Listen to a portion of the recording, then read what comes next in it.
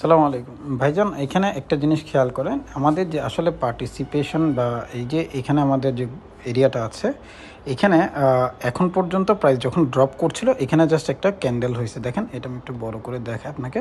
এই যে গ্রিন ক্যান্ডেলটা যদি কোনো কারণে এটার উপরে ট্রেড করতে পারে প্রাইস, অর্থাৎ প্রাইস যদি এই 29 টাকা 30 পয়সা এর উপরে ট্রেড করতে পারে রানিংয়ে, তাহলে হোল্ড হয়ে যাবে।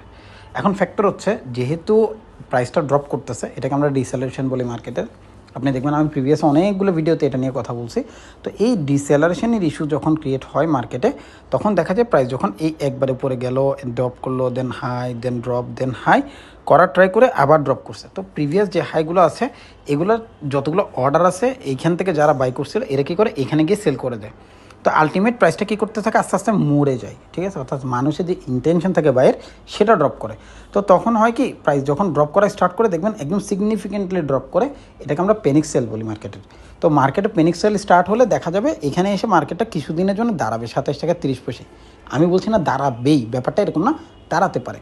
কারণ মার্কেট যখন প্যানিক করে ধাম করে ড্রপ করে, লাইক দিস, দেখেন এখানে একটা ক্যান্ডেল হয়েছে, একদম সলিড লাইন 10% সেল।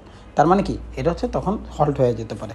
আমি বলছি না এরকম কিছু হবে, কারণ এখানে মার্কেটটা এই জায়গাটায় অনেকটা সময় এখানে কি করছে, হোল্ড করছে। তো এইটা হোল্ড করার পসিবিলিটিস রাখে এখনও।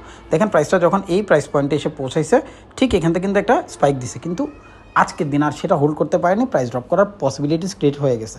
তো আগামী দিন যদি একটা রেড ক্যান্ডেল এবং এটার নিচে যদি ট্রেড করে ফেলে, অর্থাৎ 28 টাকার নিচে ট্রেড করে ফেলে, আলটিমেট প্রাইস একদম 27 টাকা 30 পয়সা ধাম করে ড্রপ করবে পরের দিনই, অর্থাৎ মঙ্গলবার দিন বা তার পরের দিন, যেদিন এটা ব্রেক করবে তার পরের দিন দেখবেন একদম সলিড লাইন একটা ক্যান্ডেল হয়তো 1-1.5 টাকার হয়ে গেছে। তো তখন গিয়ে দেখা যাবে এখানে যদি সে সাপোর্ট করে, সেক্ষেত্রে আমাদের বাইব্যাক করার পসিবিলিটি রাখে। তবে আমি অনেক বেশি আশাবাদী না, যখন মার্কেট এই ধরনের কার্ডনেসগুলো তৈরি করে তখন দেখা যায় এটা কোনোভাবেই 29 টাকা 30 টাকার উপরে ট্রেড করতেই পারবে না। উল্টা ওটুক গিয়ে আবার প্রাইস কী করবে, ড্রপ করে চলে আসবে। তখন আমাদের এরিয়া হবে 25 টাকা 26 টাকা বা তার নিচে যেখানে আছে, ওই এরিয়াগুলো নিয়ে আমরা তখন আস্তে আস্তে আস্তে আস্তে আগাবো। কারণ আমরা চেষ্টা করবো সবসময় লো প্রাইসে কিনবো, হাই প্রাইসে বিক্রি করব। এটাই থাকবে আমাদের পরবর্তী দিনের অবশ্যই একটা ইন্টেনশন, মাথায় যেন থাকে।